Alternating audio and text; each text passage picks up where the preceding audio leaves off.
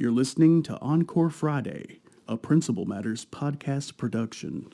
Principal Matters podcast, episode 202.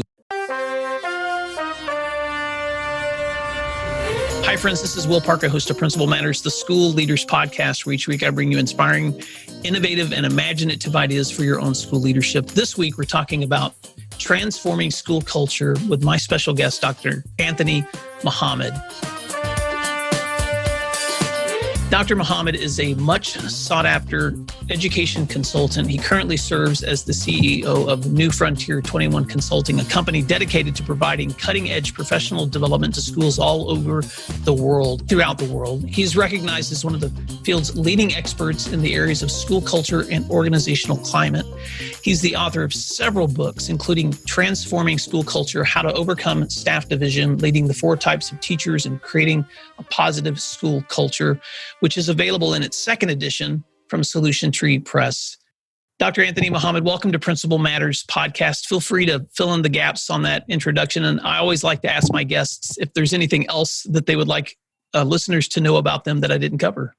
Well, thank you, Will, for having me on the show. And as a very small and powerful fraternity of Solution Tree authors, it's a pleasure to join you on your podcast. And I want to thank all those who read the book, Transforming School Culture, second edition. Hope I'm able to answer your questions. The only thing that I would add to my bio is that I was probably my most enjoyable job was being an seventh and eighth grade history and social studies teacher. So that's something that's not on my resume, but it was my foundation and probably my most enjoyable job I've ever had. Well, I'm glad to know that you were the history teacher. I was a language arts teacher, and so much of what I see you do in your own presentations with educators and education leaders is just fantastic instruction. So thank you, Dr. Muhammad, for everything you've contributed to our field. I have been doing your book with other principals as a book study, and there was actually one question that one of them sent to me when he found out I was going to be interviewing you. So before we jump into your book, because I'm going to ask you to break down some specifics, I do want to pose that question before I forget. And the question was a difficult one for me too, but this was the question, which was, as you have observed so many schools across the nation and have so much perspective, what do you think the solution is for improving schools? Is it a dismantling of the system that we have? Or an improvement of the system? And so I'm going to jump there first before we even unpack some of the other parts of your book that I would like listeners to know about, because I want to respect my friend who sent that question and just jump there with you. I think that's a great question. A book that I really enjoyed is called Tinkering Towards Utopia by Larry Cuban and David Tagg, who give an analysis of the evolution of the American public school system over about a 100-year period of time. The book was written in 1995. So we're looking at about 125, 130 years of the American public school system. And it was amazing how quickly the infrastructure developed. The whole system the catalyst was the great European migration. And you saw large-scale public school systems in cities like New York, Boston, Newark, and then it spread west. And in about a 20-year period of time, we went from no unified school systems to school systems all across the nation in all 50 states. I mean, that's a pretty awesome development. So the infrastructure of our system is solid. I don't think the system needs to be dismantled. It needs to be improved. And there are some very awesome opportunities that are offered in American schools. The problem is they're not readily accessible to all kids. I'm not a fan of getting rid of AP or honors or gifted. All I would say to people is that what are the psychological, sociological, and systemic barriers that don't allow all kids access to those opportunities?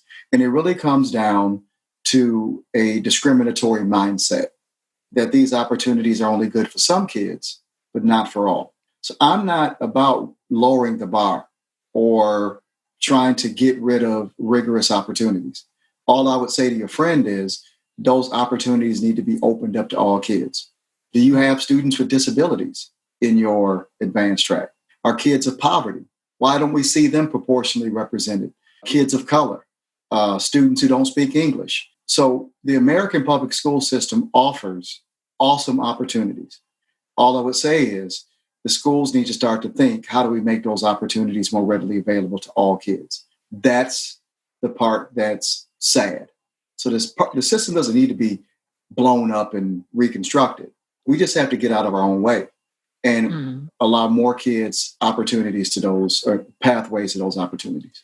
Thank you for that, Dr. Mohammed. And your comments remind me a lot of your dear colleague, Dr. Rick DeFore, in his book In Praise of the American Educator, where he walks through the reasons why we should be celebrating the improvements and the opportunities that we've seen in American education, but at the same time, with our eyes wide open to where are those inequities in our systems, and where are the areas where we can improve. And I know you have a passion for watching schools and school leaders conduct school in a way where every kid has those opportunities. And later in our conversation, I want to talk a little bit about your own history growing up in Flint, Michigan. But before I do that, I want to give listeners an opportunity. Obviously, they should read your book so that they have a full understanding of the types of educators that you've come across in your research. And one of the fascinating things about your book is at the very end, you break down all of the different schools, school leaders, without naming names, but you spent lots of time on your dissertation looking at why some schools are successful and some are not, and the kinds of educators who make up those systems. And you really, in the book, you break those down very simply into 4 categories: believers, tweeners, survivors, and fundamentalists. And I wanted to give you an opportunity in your own words, although I know you wrote an entire book about this, but to just quickly describe each of those categories for listeners who may not be familiar with what those terms mean. Okay, great question. And the book was developed to be a conceptual framework. We often don't get a chance to reflect on our own behavior, and who we are and how we behave may not jive with who we think we are. So as I observe schools, if you look at that sample, there were 34 schools, but they were in parallel universes, schools that are very similar with similar challenges. And one school was highly successful and the other wasn't. So the question became, how can two schools with the same challenges end up so profoundly different in their productivity? So the question that was posed was really a sociological one. What are the behaviors of the adults in the environments where they tend to overcome obstacles and students become the beneficiaries of their efficacy? And what are the schools that have the same obstacles, but they fall flat on their face and can't seem to gain traction? So in observing these 34 schools, 17 in parallel universes, what I found is that the questions were mainly sociological, that how they interacted with each other differed from one school to the other. But what I found was there were competing ideologies. And one of the basic rules of sociology is that people gravitate towards the smallest, safest, and most familiar part of the organization. So cultures end up being divided into subcultures. And there were 4 very predictable subcultures with different objectives in all of the schools. It existed in the productive as well as the unproductive schools. Who carried the weight of influence determined whether that school had a productive culture or an unproductive culture, because every school has a culture. It's either toxic or it's healthy. Well, the healthy cultures had a dominance of a certain ideology in a certain group that the other culture didn't. So I found that there were 4 very predictable subcultures that emerged through my observations. And as you mentioned, they're the believers, tweeners, survivors, and fundamentalists. The believers are those folks who their main objective is success for every student, which is the stated objective of every school. So change and self-reflection and self-analysis wasn't strange to a believer. If we are facing a dilemma, the first thing a believer would ask is, what do I need to contribute, along with my colleagues, to fix this? So if we have a tardy problem, what do we need to do to help kids get to class on time? If we're having an issue with engagement, what can I do in my instruction that would make engagement more palatable for kids? Very self-reflective, very prescriptive in their assessment of their role. The problem I found was in schools that were toxic, the believers did not tend to have a lot of influence. They tended to retreat, be isolated in their influence, and they left the dominant culture to people that had motivations that weren't quite as pure and as student-centered as theirs. So the biggest critique in the book is that believers have to learn to be more assertive and learn to be a lot more vocal. I've witnessed a small group of fundamentalists, who I'll get to shortly, dominate an entire school culture because of how bold they were, how willing they were, and how assertive they were to be selfish, while those of goodwill sat back because they didn't like conflict and turned over their school culture to others. Every school has some great classrooms, even dropout factories. The problem with schools like dropout factories is that one or two great classrooms aren't moved up to scale, because you want great classrooms in every class in a great school. The second subculture we call the tweeners. These are our new educators. They are probationary to our culture. And what I found was they come in with the DNA to become believers. They're open, they're optimistic, they're willing to change, they're self-reflective. And whoever socializes them first will have a great impact on how they tend to practice from that point forward. So I was very careful to note that the administrators that I observed, who put a lot of time and resources and energy into the proper socialization and professional growth of their tweeners, had a much higher likelihood of long-term organizational and cultural health. The third subculture we call the survivors. These are people who have been run over by the system. They were probably ill-prepared. They probably didn't receive a lot of adequate support. They're probably placed in positions where their skill set didn't match the task. And over time, they forget why they're even there. Survival becomes their goal. And we call that in the literature burnout. And burnout is very detrimental to not just the educator, but it's detrimental to the student. And just something I'd like to point your listeners to, a recent study released by Harcourt Brace on the state of the teaching profession. They do it every year, every other year. In 2019, only 34% of American teachers were optimistic about the future of our profession.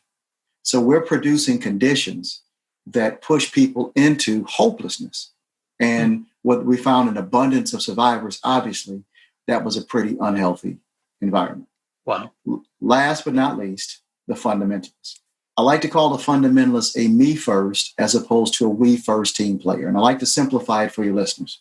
If you ever think about an athletics team, that a very talented athlete who cared more about my personal statistics than team goals and aspirations, what happens is that division that the athlete causes in the locker room undermines team productivity. If I care more about how many points I score or how my position on the team, then I don't coordinate myself well with others and I undermine team productivity.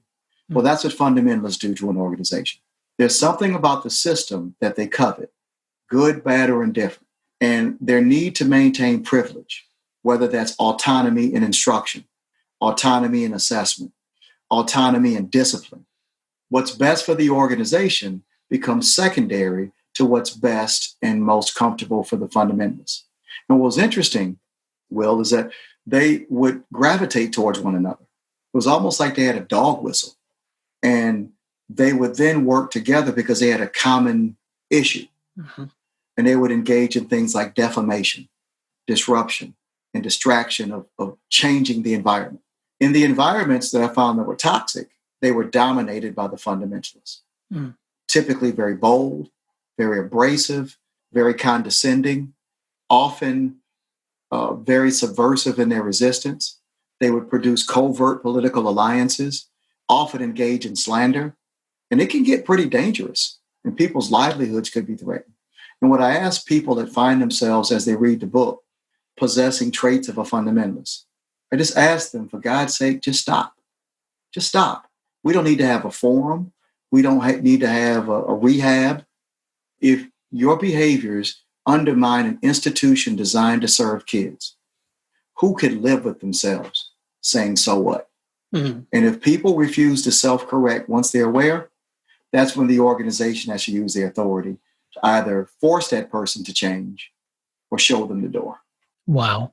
Well, Principal Matters listeners, obviously, if you're like me, you're taking lots of mental notes right now, because I want you to apply that to your own leadership too. Not just reflecting on your staff or the people that you're leading, but think about in your own leadership first. Which categories most define the way you lead? Are you a believer, someone that has the assumption that all that we're doing is for the success of all in our schools, or maybe you're a young leader who's a tweener and you're still trying to define where you're going to fit. Are you a survivor, which means that you're really serving without inspiration and maybe just trying to hang on till the end? Or perhaps you're a fundamentalist who works really, really hard to protect the status quo. And once you've self-evaluated, then begin to apply that to your staff. And so, Dr. Muhammad, what I really like about the tone of your book, too, is that with each of these categories, you recognize the strengths, but also the pitfalls. And especially with fundamentalist, I really like it that you take an opportunity to not necessarily criticize their instructional abilities. There's some fundamentalists whose students' assessments can show that they're still performing well, but that's not what you're talking about. You're talking about the ability for them to watch out for all students and not protect a privileged number of, whether that's the subjects that they teach or the positions that they hold or the perspectives that they want to protect, but really opening up to the kind of educational environment where I'm in this for all of us. And so thank you for those perspectives, because those are so powerful. Any other reflections on that before I transition to another question? Yes, it's really the fundamentalist who's very skilled threatens the development of others. So if I'm accustomed to getting all of the honors classes and I do whatever I need to do to maintain that position, now my need to preserve what's privileged for me undermines the growth and development of the entire institution. So my selfishness undermines the growth of the entire institution. That queen of fourth grade who doesn't want the other teachers on the fourth grade team to develop because it threatens her perception of herself as the best. Privilege works in many, many different ways. So it doesn't mean that you're unskilled. You're just not healthy for the institution. You know, that begs the question, which I'm sure some listeners are asking right now too, especially school leaders that are thinking about their staff and thinking about the health or the toxicity of their own culture. And that is, what do I do next? And this is why I want them to read your book, because you unpack so much of the ways that you can be supporting your youngest leaders, the ways that you can be encouraging the perspectives of your believers, but also the ways that you can be having what you call crucial conversations or confronting the brutal facts of what's happening with your fundamentalists. And so I do want to pause there for a moment, because just from my own experience, I remember the first time that I encountered your research and listened to your presentations.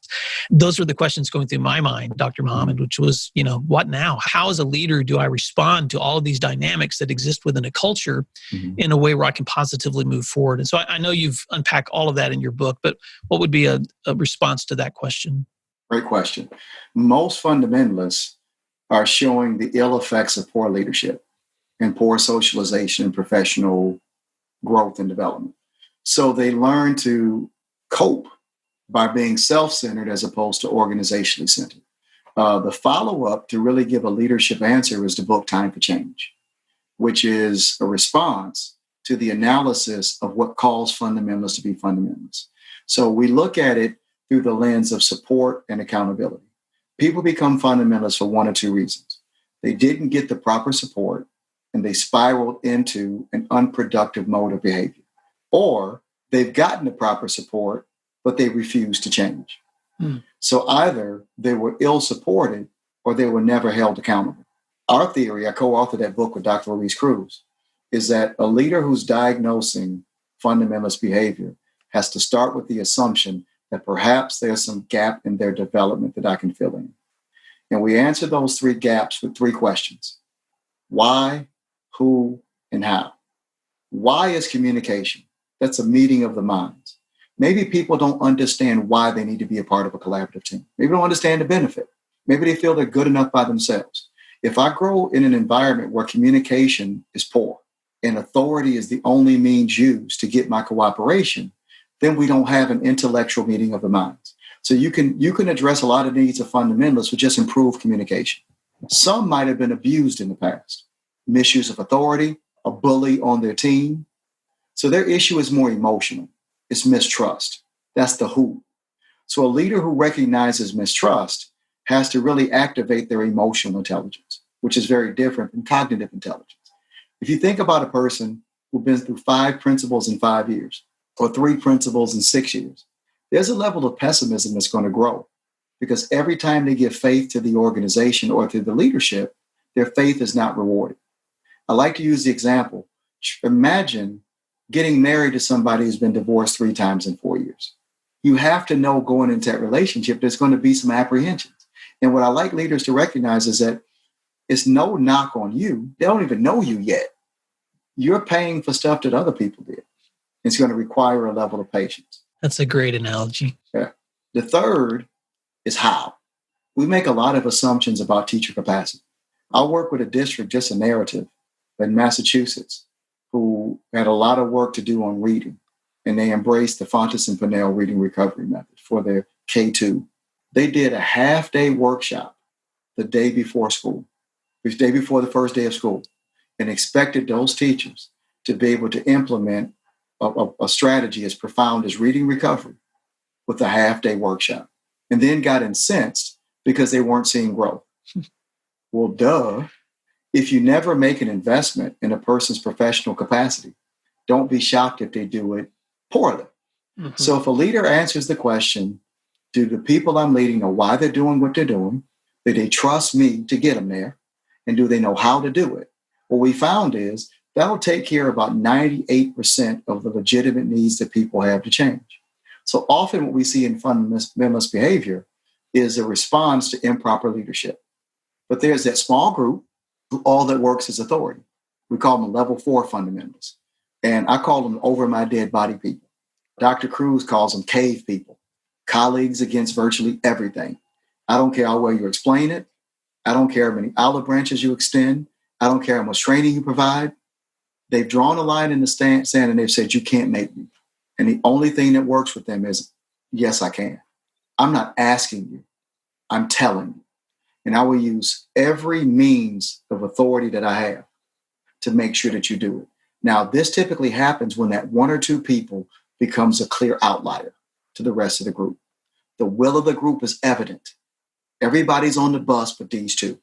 At that point, what's necessary is for the leader to develop enough courage to use his or her authority to make it so uncomfortable that that person will not feel as if the culture is conducive to their antics anymore.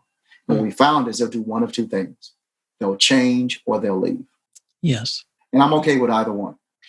I completely agree. And so often when I'm talking to school leaders, Dr. Muhammad, that's a conversation, especially with young leaders, that I like to remind them of is the importance of being willing to make people uncomfortable until they either agree or they leave. I mean, so that's no matter where you are whether you're in a district that has a strong union presence or whether you're in one that doesn't, or whether you're in with the presence of a lot of tenured teachers or younger teachers, that dynamic works in every setting. Absolutely. Which is that leaders have to be committed to making other people uncomfortable if they're toxic until they change or until they decide to go someplace else, because that's something you can control. Yeah. There's a lot of things you can't control, but that's something that you can. I want to say one more thing about that is that believers then have an obligation to let that handful of outliers know that your political influence is gone. If the leader can be seen as a boogeyman or bullying the people who have now been targeted, believers have to stand their ground and not be sympathetic. Because then if a person can build alliances, politics is a very important part of culture. And believers have to do their part. Say, no, we've tried to warn you for years. We don't feel sorry. We need you to show up to your team meeting on time. We need you to do your formative assessments. We need you to participate in our intervention time. No, we don't feel sorry for you. We like you. We don't dislike you. But believers have to do their part with peer pressure as well. That's a good word. And there's so much to unpack there, Dr. Muhammad, and I want to respect your time because I know that you are in several meetings today, and I'm so privileged to have you speaking to Principal Matters listeners. I hope you don't mind if I transition this question to some current events because I also respect your voice as an education leader, as a veteran administrator, and also as a Black educator. And so when I look across what's happening in our nation, not just with COVID-19 closures, but also with what's going on with the raised awareness now for social justice, the raised awareness of inequalities that we see. You have such a special story. You grew up in Flint, Michigan. You had a family that valued education, and yet you saw inequities within the practices of your own community. And obviously, even today, you see those things. And so I wanted to give you an opportunity to reflect either personally or professionally about how leaders can be responding to the things that they see happening around them through the lens of what you've learned about transforming school cultures. Absolutely. I applaud those of all communities, nationalities, and races protesting for fair treatment systemically by the police and society at large. But I want people listening to know this isn't a new fight. It didn't just start with the senseless murder of George Floyd, but this has been an ongoing fight. So for people who are new to it, welcome to the movement. And a society in which you're considered a citizen and you're supposed to have equal protection under the law, it shouldn't be considered extraordinary that you demand that the society that you're a part of treat you like they treat everybody else. That shouldn't be a new idea. That shouldn't be considered revolutionary. I don't get a black tax bill. I get a tax bill. I don't get a black ballot. I get a ballot. So it should be reasonable that I would expect that I would get treated with the same courtesy and respect from my government that I support at the same level that other people support it. So I don't want people or governments to think that they're doing people a favor by being fair. Fairness should be the standard by which all human beings live, no matter who I love, where I live, what I look like, what I drive, whether I'm rich or poor. That's just basic humanity. Mm-hmm. So to the government officials who are coming around to the issue of fairness, welcome to the fight, but don't expect extra brownie points. You're about 240 years late. But thank you for finally joining the fight. As it pertains to the communities who have been marginalized, I don't want it to be lost that as people are fighting for justice, that our communities don't forget about their own responsibility and efficaciousness. Prior to integration, there were many Black towns in the South that had thriving businesses. We created many historically Black colleges and universities. And then at some point, that level of self-efficacy started to wane as integration became more popular. Well, I don't want the Black community to forget that we know how to build institutions too. We know how to build our community as well. And petitioning government is one part of that. But having enough self-respect to build our own communities, volunteer at our own schools, demand excellence from our own teachers, to have fundraisers to support schools like they do in Malibu or Grosse Pointe or Palm Springs. Self-respecting communities respect themselves first. So yes, we can scream at the police, we can scream at the government, and they deserve to be screamed at. But apply that same standard to yourself. Frederick Douglass said that power concedes nothing without a demand. And you can't expect other people to respect you if you don't respect yourself. So the critique internally has to be as strong as the critique externally. And that's when we get equity. And when I work with schools that serve high numbers of students of color, I want them to focus on themselves. Yeah, we can petition the government, we can change the standardized tests, make them more culturally responsive. I agree with all of that. When you see a Black child come into the class, don't criminalize him walking in the class before he even gets a chance. Because now you're doing exactly what we accuse the police of doing. So self-respect leads to other people respecting. And I've never felt the need to petition others to respect me because I respect myself so much. I'm going to make you respect me. I don't feel inferior to anybody or superior to anybody. And I expect the same. And when communities of color start to carry ourselves in that way, then the respect will be given freely. A beggar can't get justice. Only an equal gets justice. That is so good. Dr. Muhammad, if you don't mind repeating that Frederick Douglass quote, because I love quotes like that and I want to keep that one in my mind. Frederick Douglass said that power concedes nothing without a demand. So if people don't give up power unless they're made to. That's very powerful. Thank you for that good reminder. And thank you for your perspective too. As we wrap up this conversation this week, first of all, I just want to commend you for the contributions that you have made to educators here in the U.S. and across the world, Dr. Muhammad, and also just for the role model that you've been for so many leaders like myself. And so on behalf of other education leaders who follow your work and read your books, thank you so much for the work that you do. And also as a Black leader, thank you so much for the ways that you model for all of us the things that you just explained in terms of never feeling either inferior or superior, but that the ways that we treat each other with fairness and equity is a human right. Thank you so much. I wanted to give you an opportunity as we wrap up today for any final words or thoughts, any ways that listeners could connect with you, because there may be people listening right now that are new to your work. And then if you have a book or other recommended resource that you'd like to tell leaders about, I wanted to give you a chance to touch on those things before we go. Okay. Thank you. Well, kind of a parting shot is that COVID-19 has made all of us take a step back and reassess. I mean, we'd be hard pressed to find an event that's altered human behavior in our lifetime equal to it. I mean, things that we took for granted, like human contact, the lines have been redrawn. And it's made us all become introspective. Don't waste this moment of introspection. It's all made us evaluate and reevaluate what's important and what's valuable. Our family, our people. I mean, COVID made everybody equal, and we shouldn't lose that moment. None of us could go out. None of us could do these things. And we don't want to go back to the old normal. The same level of compassion and brother and sisterhood that we all experience as we supported each other through this pandemic. Bring it back to school when we're all fully allowed to go back to school. Don't lose it, because I think this moment has taught us how fragile life is and how it can be changed just like that. That none of us really have much power and authority. We're all just subject to the environment that we're blessed to live in. That could change any moment. So don't forget that. We only live so long, and try to do some good while you're here. They're all going to take that dirt nap at some point. Who wants to go to the grave not saying that I made the world better? As far as contact, I'm on the social media platforms except Instagram. I don't know. I don't get that. It just looks like Facebook to me. But I'm on Twitter, and my Twitter name is @NewFrontier21. And you can like my page on Facebook, and it's Dr. Anthony Muhammad. Also, I have a website, which is www.newfrontier21.com. And you can go on there, have some articles that I publish you can get access to. There's a direct link for Contact Us that comes right to my email address.